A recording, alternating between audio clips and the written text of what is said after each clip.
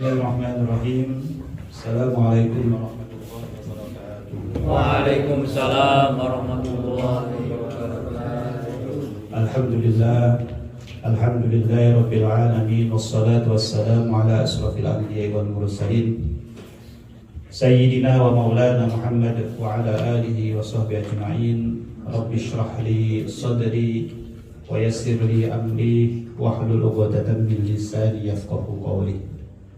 Alhamdulillah, kita pada malam hari ini ditakdir oleh Allah Subhanahu wa taala, diberikan kesempatan oleh Allah Subhanahu wa taala, diberikan kenikmatan oleh Allah Subhanahu wa taala, sehingga kita semuanya mampu dan dimampukan oleh Allah hingga kemudian bisa mengikuti sholat isya berjamaah, sholat tarawih berjamaah, sholat witir berjamaah.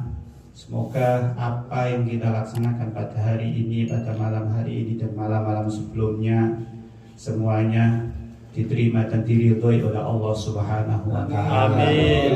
Dan kelak hingga Ramadan ini purna, kita semuanya dijadikan hambanya yang benar-benar kembali kepada kesucian, kepada kefitraan, sebagaimana kita pertama dilahirkan oleh Allah ke dunia ini. Amin Allahumma. Teman-teman yang dirahmati oleh Allah, yang berada di negara Korea Selatan, berjuang bersama-sama di sini mencari ridhonya Allah Subhanahu wa taala. Kemarin kami sampaikan bahwasanya di antara alasan kenapa setiap selesai sholat berjamaah ulama kita itu mengajarkan kita itu membaca istighfar, astaghfirullahaladzim li wali walidayya wali ashabil, dan yang lainnya, astaghfirullahaladzim dan yang lainnya, selalu di awal istighfar. Kalau kemarin alasannya kenapa ada istighfar, karena diantaranya adalah ketika kita melaksanakan sholat masih terlalu banyak kemaksiatan yang kemudian kita lakukan. Itu manusia. Di dalam kebaikan saja dia masih melakukan ketidakbaikan, apalagi ketika melakukan ketidakbaikan. Sholat itu loh, jika ngelakoni keapi. Tadi yang mikir perusahaan jalan. Sholat itu. Tadi yang mikir orang lain siapa? Mikir kuncinya hilang atau uangnya ketelisut, bahkan uangnya hilang dicari lewat sholat. Ketemu. Kuncinya hilang dicari lewat sholat. Ketemu, coba. Diurut. Tadi saya kesini. Itu di dalam sholat, coba. Makanya apa? Di dalam sholat itu sholat kita itu masih banyak kemaksiatan yang kita lakukan. Kita sholat itu menghadap Allah, Rabb, Tuhan kita, Sang Khalik. Tapi apa yang kita lakukan? Seolah-olah kita nggak punya takut sama sekali, dengan mengalihkan konsentrasi kita kepada yang lainnya. Oh, ketemu manajer, ketemu bos saja, kita di hadapannya nggak konsen kayak orang linglung mikiran yang lainnya. Kamu ini niat ketemu saya tuh? Tidak. Kok kayaknya nggak perhatian sama saya. Nah, maka kemudian ketika sholat kita apa yang kita baca? Astaghfirullahaladzim. Padahal seyogyanya setiap selesai melakukan segala sesuatu amal yang kita baca apa? Alhamdulillah. Tetapi kenapa setelah sholat dibaca itu istighfar? Karena masih terlalu banyak kemaksiatan yang kita lakukan. Nah ini. Lalu kemudian setelah kita baca suratul Fatihah, setelah kita baca doa, ulama kita selalu menutupnya dengan bacaan suratul Fatihah. Kira-kira apa yang terkandung? Yang terkandung adalah sesungguhnya di dalam bacaan Fatihah itu intinya adalah doa yang luar biasa, mulai dari awal sampai akhir, mulai dari ayat pertama sampai ayat terakhir. Itu Fatihah itu isinya doa-doa, isinya untayan doa kita kepada Allah Subhanahu wa ta'ala. Maka as-salatu ad-du'a, Sholat itu sesungguhnya adalah doa. As-sholatu az-zikr bisa. Sholat itu adalah zikir. Zikir itu adalah mengingat Allah.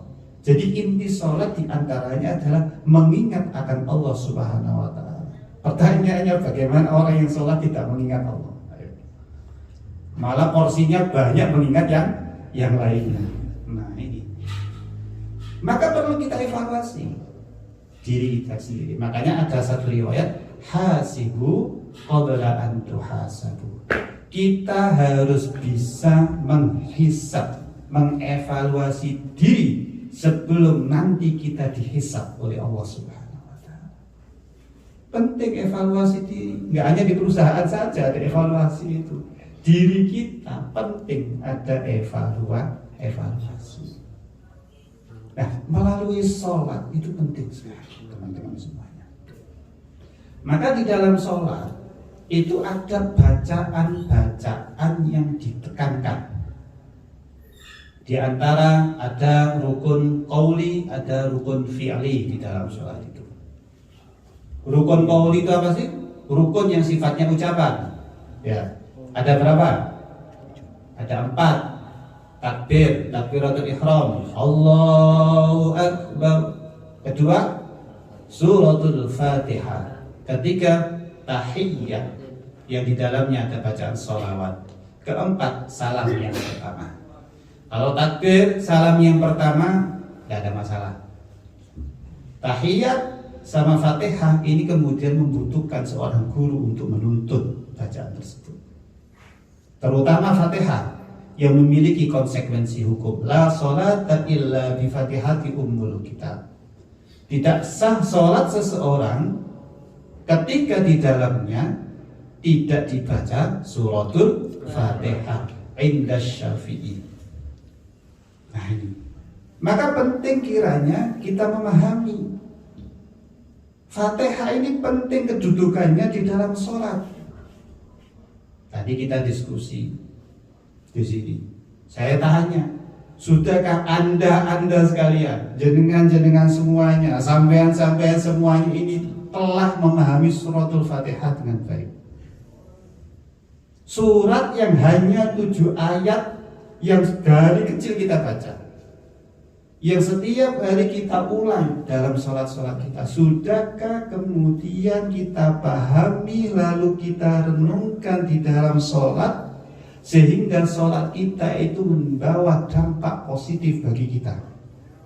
Ayatnya jelas, innas sholata tanha anil fahsya wal munkar. Sesungguhnya sholat itu mampu mengantarkan pribadi orang yang sholat itu dari hal-hal yang fahsya, jelek, wal munkar, jahat, keji. Jadi dengan sholat itu akan mampu membentuk karakter manusia. Tetapi selama ini banyak yang sholat, banyak yang belum terbentuk. Siapa yang salah? Pribadi yang mengerjakan sholat itu tadi. Karena tidak memasukkan nilai-nilai bacaan di dalam dirinya. Coba kita evaluasi satu persatu dari ayat Fatihah. Jadi malam ini saya mau membuka kajian ini, tapi kemudian saya buka dulu karena mumpung banyak saya sampaikan. Nanti mungkin besok kita mulai kajian kitab ini. Jadi di dalam Fatihah itu ayat pertama itu Bismillahirrahmanirrahim. Bismillah dengan nama Allah, dengan memuji nama Allah. Ar-Rahman, apa Ar-Rahman itu? Maha Pengasih. Rahim, Maha Penyayang. Yang ulama mengatakan Ar-Rahman itu adalah pengasih, sifat kasihnya Allah yang diperuntukkan kepada siapa? Seluruh umat manusia, baik yang beriman maupun yang tidak beriman. Maka jangan protes kepada Allah, saya yang beriman kepada engkau, kok yang kau berikan nikmat lebih kepada mereka yang tidak beriman kepada engkau. Jadi di dunia ini sifat rahmannya Allah yang turun. Kalau sudah giliran sifat rahim, hilang sudah. Ya nggak beriman. Dan itu akan diterapkan nanti di akhirat. Jadi baru sifat rahmannya saja yang di dunia ini. Bismillahirrahmanirrahim. Alhamdulillah, alhamdu utawi sakabehane puji, segala puji iku lillahi, hanya untuk Allah, Rabbil alamin, yang menguasai alam semesta ini. Ya Allah, kalau kita baca itu hanya Engkau yang patut dipuji. Alhamdulillah, kami hambamu yang kecil tidak layak sedikit pun untuk mendapatkan pujian-pujian. Sesama hamba dilarang memuji dalam hal ibadah ya. Kalau dalam pekerjaan mungkin, tapi kalau dalam ibadah, sesama hamba dilarang memuji. Sesama hamba dilarang menilai. Sesama siswa dilarang memberikan nilai. Ya kan? Yang berhak memberikan nilai dosen, guru. Hamba yang layak memberikan nilai adalah Tuhan, Sang Khalik, Sang Pencipta. Karena apa? Jika kita kemudian memuji ibadah seseorang, bisa jadi dengan pujian itu orang itu akan menjadi merasa sombong karena pujian kita. Jangan biasakan memuji ibadah. Oh, sergeberek hari ini dongar yang kita tolong di Korea sergebek kayak gini. Coba seminggu. Nyampe seminggu, hari ini seminggu cek sergebai. Dikocok. Aslinya mutung. Atau minimal merasa sombong, atau minimal akan memunculkan riak. Jangan biasakan memuji dalam hal ibadah ketika itu bersama teman. Kalau pada anak kita, pujian itu untuk meningkatkan semangatnya, bisa saja. Harus kita perhatikan. Maka selesai sholat, di sini benar-benar tidak akan pernah mengharap pujian dalam hal ibadah. Sesama hamba tidak ada otoritas untuk memuji kepada yang lain. Alhamdulillahi Rabbil Alamin, Ar-Rahmanir Rahim. Tegaskan lagi sifatnya Allah Subhanahu wa ta'ala. Maliki Yaumiddin, Malik, yang menguasai di hari pembalasan. Apa yang kita pikirkan dari ayat itu? Ya Allah, Engkaulah yang menguasai di hari pembalasan. Bagaimana nasib kami ketika di barzah? Bagaimana nasib kelak kami ketika dibangkitkan dari alam barzah? Bagaimana nasib kami kemudian ketika dikumpulkan di mahsyar? Bagaimana nasib kami kemudian di yaumul hisab? Bagaimana nasib kami kemudian di hari penentuan antara surga dan nerakamu, antara ridhomu dan rahmatmu dan yang lainnya, dan murkamu? Bagaimana nasib kita nanti? Maka dari situ tidak ada pengharapan bagi kita selain mengharap kepada Allah Subhanahu wa ta'ala. Maka ini satu implementasi yang luar biasa di dalam sholat, sehingga sholat itu mampu dan benar akan mampu membentuk karakter di dalam hidup kita. Inna sholata tanha 'anil fahsya wal munkar. Ayatnya itu benar sudah. Ketika tidak benar, tidak terrealisasi, itu bukan ayatnya yang salah, tapi manusianya. Yang dibaca juga sudah benar. Maliki Yaumiddin, yang menguasai hari pembalasan. Yang kita ingat itu gimana nantinya nasib kita di hari pembalasan. Kita kemarin saya sampaikan, kita baru di fase kedua. Setelah di alam rahim, di alam dunia, baru setelah itu akan menapaki di alam barzah. Kemarin saya sampaikan bagaimana mbah kita sudah berapa lama di alam barzah. Mbah-mbah kita yang lalu, Soeharto, yang lainnya, Imam Nabi Adam paling lama. Bisa bayangkan siksa kuburnya bagi orang-orang yang ketika di dunia tidak baik itu bagaimana? Sampai ila yaumil qiyamah. Betapa sengsaranya. Kalau kita ingat Maliki Yaumiddin, kita langsung memikirkan diri kita, ya Allah, bagaimana nasib kita? Maka orang-orang yang sholat itu terkadang bisa menangis karena ingat itu. Maliki Yaumiddin.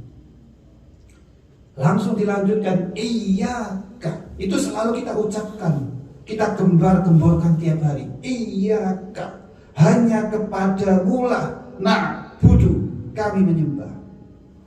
Wa iyyaka dan hanya kepadamu lah nasta'in, kami memohon pertolongan. Realisasinya, apa yang kemudian lebih kita prioritaskan? Allah harus kita kemudian kita prioritaskan, meskipun ada hal-hal yang lain yang kemudian prioritas, harus lebih di atas ketika itu sudah menjadi kewajiban kita. Sholat misalnya, apapun kondisinya, bagaimana kita mencari celah. Kemarin sudah banyak diskusi bagaimana ketika di perusahaan, ketika mencari waktu itu begitu susah. Sebisa mungkin kita harus mampu melakukan itu dengan cara-cara yang telah diajarkan ulama-ulama terdahulu. Jangan mudah meninggalkan sholat. Ya, apa yang kemudian telah wajib melekat di dalam diri kita setelah mengucapkan 2 kalimat syahadat, maka kewajiban itu harus kita lakukan sebisa mungkin. Karena ada hal-hal yang kemudian diberikan keringanan oleh Allah Subhanahu wa ta'ala. Nah ini, iyyaka na'budu wa iyyaka nasta'in. Hanya kepadamu lah kami menyembah, wa iyyaka nasta'in, dan hanya kepadamu lah kami mohon pertolongan. Kita sholat dengan mengingat-ingat itu, coba. Terus 1 hari 5 kali kita mengingat itu. Apalagi yang dibaca di zuhur 4 rakaat, kita ingat itu. Lama-lama kemudian akan menjadi satu karakter tersendiri di dalam pribadi manusia itu. Maka betul sesungguhnya sholat seseorang itu akan membentuk karakter, karena itu dilakukan tiap hari. Iya. Maka kita jangan pernah kemudian menggampangkan sholat. Menggampangkan sholat jangan, maksudnya sampai meninggalkan sholat jangan sampai. Karena itu menjadi identitas kita. Bahkan yang dihisab pertama kali adalah sholat kita. Idza saluhat, ketika sholatnya itu baik, maka semua amalnya akan ternilai baik. Idza fasadat, jika kemudian sholatnya jelek, maka semuanya akan dilihat, hal terkecil pun. Maka pintu utama sholat dalam penilaian amal ini harus benar-benar kita jaga.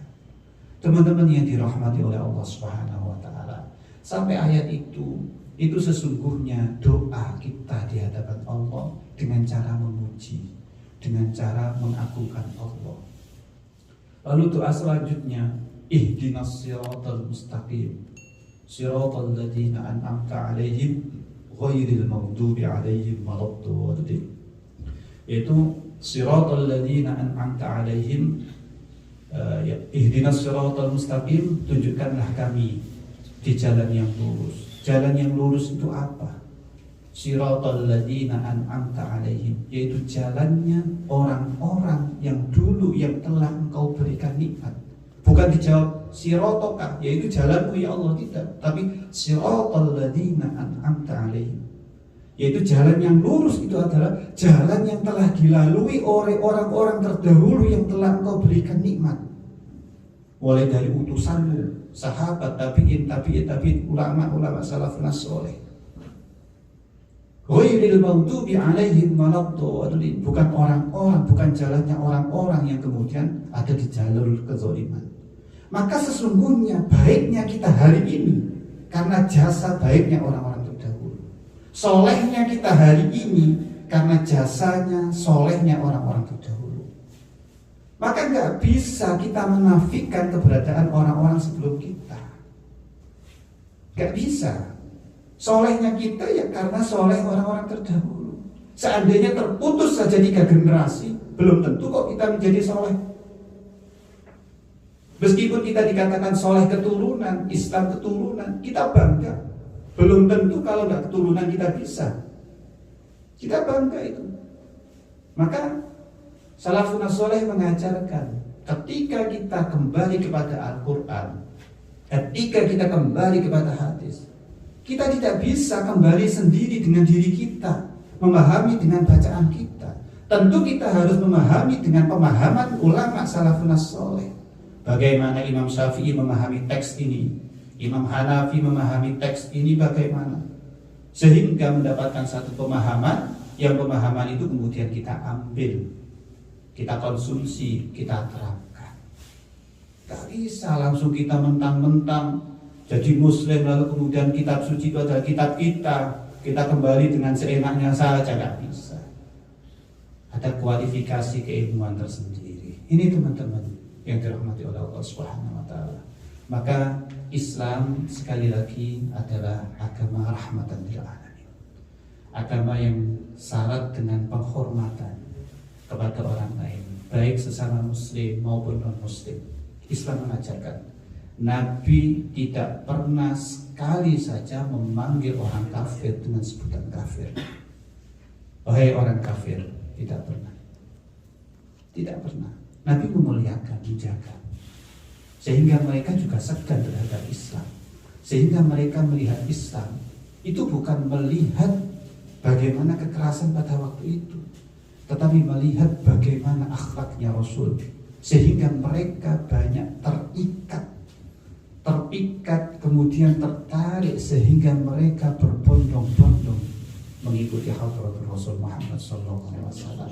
Maka di sini kalian juga memiliki misi itu, menghadirkan Islam yang rahmah, menghadirkan Islam yang sebagaimana digambarkan oleh Nabi, saling menghormati, saling toleran terhadap yang lain. Meskipun di situ sisi yang lain kita juga kemudian memiliki kewajiban yang harus kita kerjakan.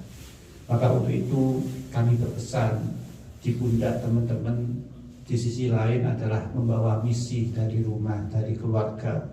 Tetapi di sisi yang lain ada misi dari agama yang kemudian kita anut, yaitu Islam, yaitu bagaimana menyebarkan perilaku-perilaku yang baik, bagaimana kemudian menyebarkan akhlak-akhlak yang baik. Rasulullah itu diutus utamanya adalah liutammima makarimal akhlak. Liutammima makarimal akhlak. Akhlak menjadi prioritas. Bahkan kata Gus Dur, jika akhlakmu baik, kamu tidak akan pernah ditanya apa agama. Tidak akan pernah. Maka akhlak itu penting. Ya, akhlak itu penting. Untuk apa? Untuk menjadi identitas kita. Dan sholat mampu mengantarkan itu. Maka kita harus selalu dan terus memperbaiki kualitas sholat-sholat kita. Mulai dari sholat wajib kita maupun sholat sunnah kita. Itu yang mungkin bisa kami sampaikan pada kajian malam hari ini. Dari apa yang saya sampaikan, mungkin ada yang ditanyakan dari jamaah, teman-teman semuanya, sehingga menjadi jelas apa yang kurang jelas dari apa yang saya sampaikan tadi dengan dipertajam melalui pertanyaan-pertanyaan yang disampaikan. Terima kasih. Assalamualaikum warahmatullahi wabarakatuh.